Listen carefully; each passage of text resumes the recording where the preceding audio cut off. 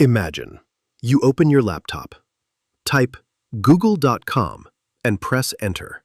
Less than a second later, Google appears, almost instantly. But have you ever wondered, how did your computer know where Google is? How did your request travel across the world and come back in the blink of an eye? Let's follow one tiny internet request and discover the incredible journey happening behind the scenes. Meet our tiny traveler. Let's call him Searchy. Searchy's mission is simple: reach Google, bring back the answer, and return home as quickly as possible. Easy, right? Well, not exactly. Because Searchy has absolutely no idea where Google is. The moment you press enter, Searchy jumps out of your computer. His first stop? Your Wi-Fi. Now, here's something that surprises a lot of people.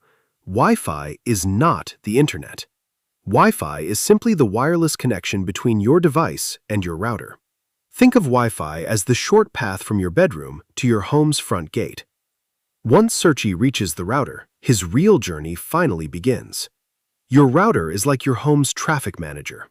Every device, your phone, laptop, TV, tablet, game console, talks through the router.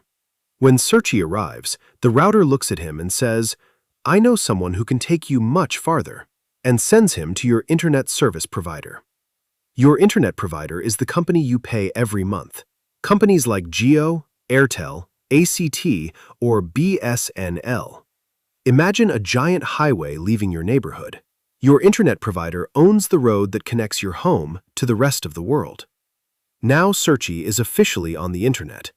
But the biggest surprise is still waiting. This is the biggest hook in the video. Take your time. When most people think about the internet, they imagine satellites floating in space. But here's the truth. Most of the world's internet doesn't travel through satellites at all. Instead, it travels through enormous fiber-optic cables. Some run underground beneath cities. Others stretch across the bottom of the ocean, connecting entire continents. Imagine thousands of tiny flashes of light racing through glass cables at incredible speeds.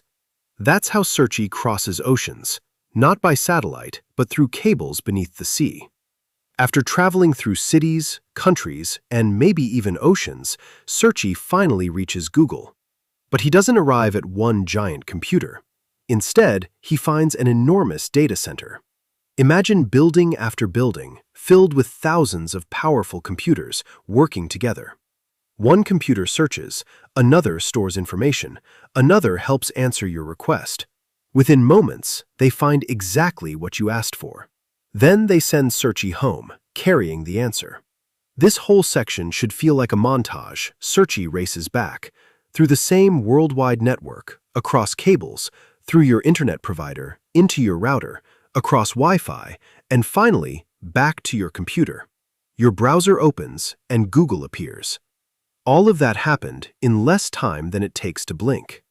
The next time you search for something online, remember, your tiny request isn't magically floating through the air. It's traveling through Wi-Fi, routers, internet providers, massive fiber-optic cables, some lying deep beneath the ocean, before reaching giant data centers and returning with the answer, all in just a fraction of a second. That's the internet, not magic, just one of the greatest engineering achievements ever created.